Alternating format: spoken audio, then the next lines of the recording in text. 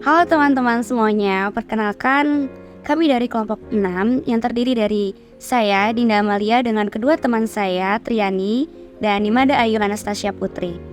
Pada kesempatan kali ini, kami akan mempresentasikan materi flowchart siklus pendapatan di PT Aqua dalam rangka memenuhi tugas mata kuliah Sistem Informasi Akuntansi dengan dosen pengampu Bapak Muhammad Rizal Saragi, SEMN.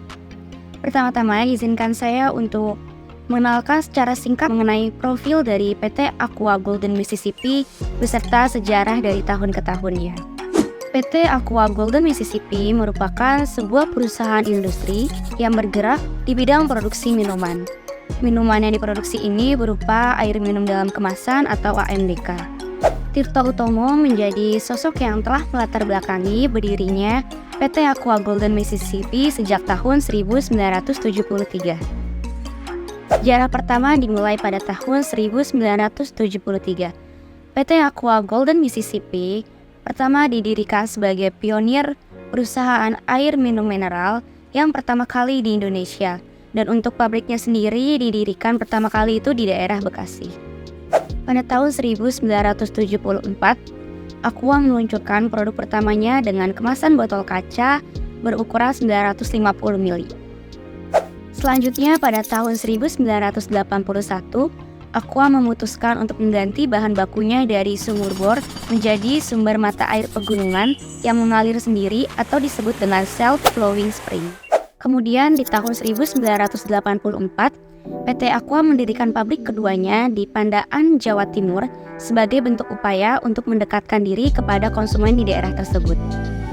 Pada tahun 1985, Aqua melakukan pengembangan produk dalam bentuk PET 220 ml. Pengembangan ini membuat Aqua menjadi lebih berkualitas dan juga aman untuk dikonsumsi. Di tahun 1993, Aqua juga menyelenggarakan sebuah program bernama Aqua Peduli atau Aqua Care sebagai pendauran ulang botol plastik Aqua menjadi materi yang bisa digunakan kembali. Di tahun berikutnya, pada tahun 1998, adanya penyatuan Aqua dan grup Danone pada tanggal 4 September 1998. Langkah ini berdampak pada peningkatan kualitas produk dan menempatkan Aqua sebagai produsen air mineral dalam kemasan atau AMDK yang terbesar di Indonesia. Kemudian pada tahun 2003, perluasan kegiatan produksi Aqua Group ditindaklanjuti melalui peresmian pabrik barunya, yaitu di daerah Klaten, Jawa Tengah pada awal tahun. Pada tahun 2004, Aqua juga meluncurkan sebuah logo barunya yang menghadirkan kemurnian alam baik isi maupun tampilan luarnya. Aqua juga meluncurkan varian baru yaitu Aqua Splash of Fruit, merupakan jenis air dalam kemasan yang diberi ekstrak rasa buah stroberi dan orange mango. Peluncuran produk ini memperkuat produk Aqua sebagai produsen minuman. Kemudian di tahun selanjutnya pada tahun 2005, Danone membantu korban tsunami Aceh pada tanggal 27 September. Pada tahun tersebut, Aqua juga memproduksi produk baru yaitu bernama Mizone, minuman bernutrisi yang merupakan produk dari Danone.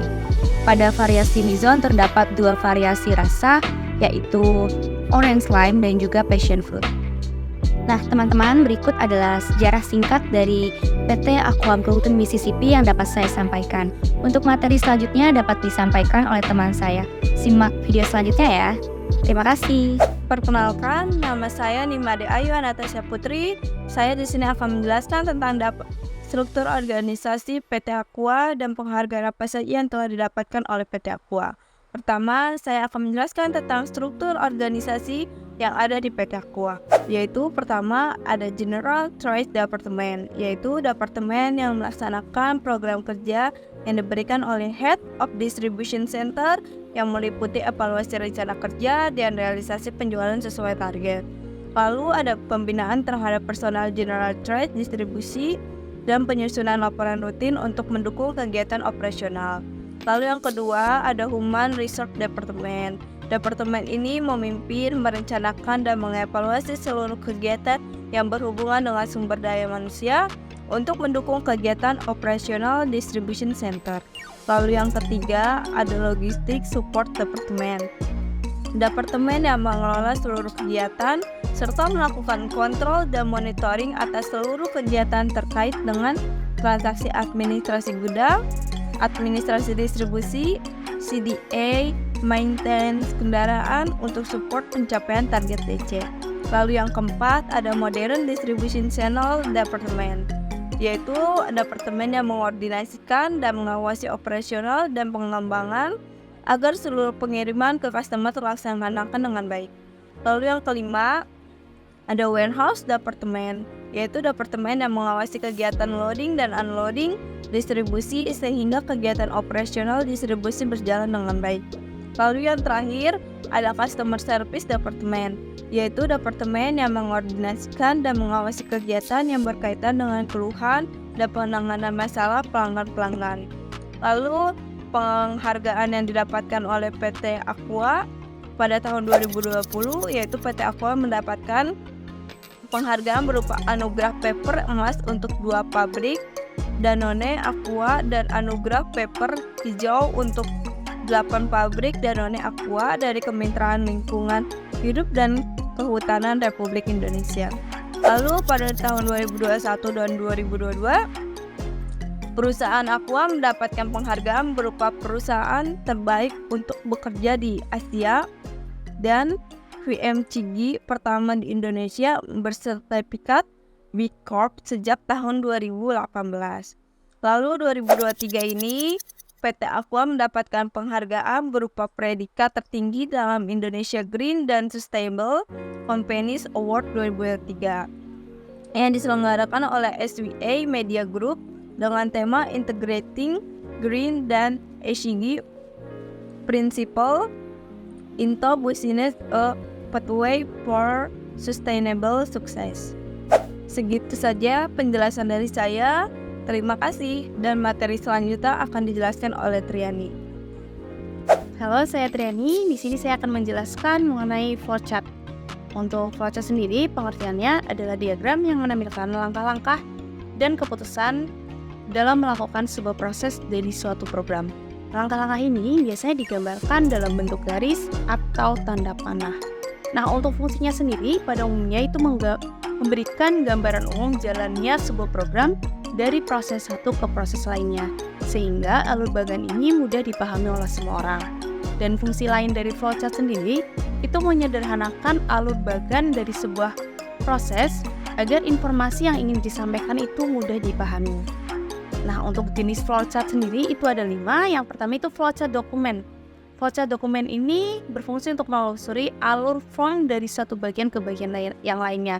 Nah, ini termasuk bagaimana laporan tersebut diproses, dicatat, dan disimpan. Untuk yang kedua itu ada flowchart program.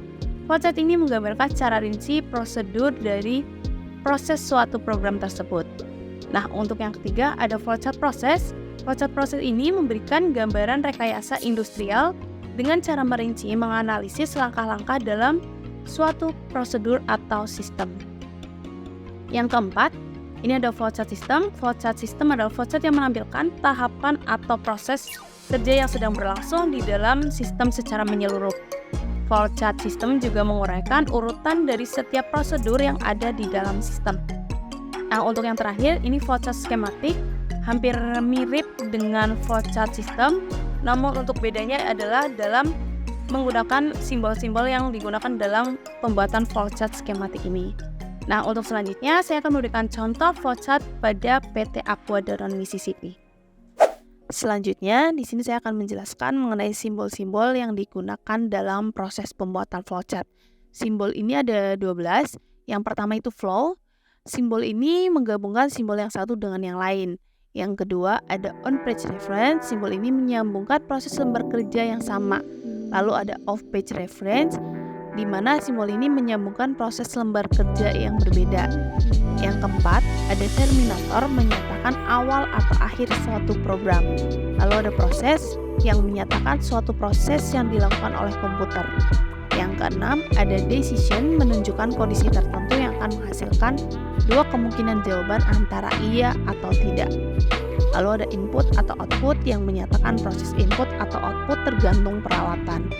Lalu yang ke-8 ada manual operation menyatakan proses yang tidak dilakukan oleh komputer. Yang ke-9, dokumen. Simbol ini menyatakan bahwa input berasal dari dokumen dalam bentuk fisik atau output yang perlu dicetak. Yang ke-10 ada predefined process, menyatakan pelaksanaan suatu bagian. Yang ke-11 ada display yang menyatakan peralatan output yang digunakan. Lalu yang terakhir ada preparation yang menyatakan persediaan tempat penyimpanan suatu pengolahan untuk memberikan nilai awal. Lalu ini akan diberikan contoh flowchart pada PT Aqua Golden Danone Mississippi. Nah, flowchart ini terdiri dari 3 bagian, yaitu ada bagian pelanggan, bagian penjualan, dan bagian pencatatan keuangan. Perlu diketahui, langkah awal dalam pembuatan flowchart itu diawali dengan start atau mulai, dan kita memakai simbol flow. Lalu kemudian di bagian pelanggan ini ada customer, di mana customer ini akan memesan produk dari PT Aqua Golden Danone Mississippi. Setelah customer melakukan pemesanan, lalu bagian penjualan akan melakukan pencatatan pesanan. Nah, setelah dilakukan pencatatan pesanan, ini bagian penjualan akan melakukan pemeriksaan di bagian persediaan untuk mengetahui apakah produk yang dipesan masih ada atau tidak. Setelah dipastikan barang yang dipesan tersedia, selanjutnya dilakukan pencatatan pesanan kembali. Setelah pesanan customer dicatat, selanjutnya dilakukan pembuatan nota pesanan, di mana pembuatan nota pesanan ini terdiri dari 2 rangkap, di mana rangkap 1 akan diberikan ke pelanggan dan rangkap 2 akan diproses dan disimpan di bagian penjualan. Setelah dibuatkan nota pesanan, akan dilakukan pembayaran. Nah, pembayaran ini bisa tunai, debit, atau credit card. Setelah pembayaran selesai, maka pesanan customer akan diproses dan dibuatkan struk pembayaran, di mana struk pembayaran ini terdiri dari 3 rangkap, rangkap 1 untuk pelanggan, rangkap 2 untuk pencatatan penjualan, dan rangkap 3 untuk bagian pencatatan pendapatan. Setelah proses pembayaran selesai, bagian penjualan akan menyerahkan struk rangkap 3 ke bagian pencatatan pendapatan, di mana bagian pencatatan keuangan ini akan mencatat sebagai penerima kas atas bukti penerimaan pembayaran dari customer. Dan kemudian akan diakhiri dengan N pada bagian pencatatan pendapatan. Nah, itulah presentasi dari kelompok 6 mengenai PT Aqua Danone Mississippi. Semoga ilmu yang kami share kali ini bermanfaat. Terima kasih.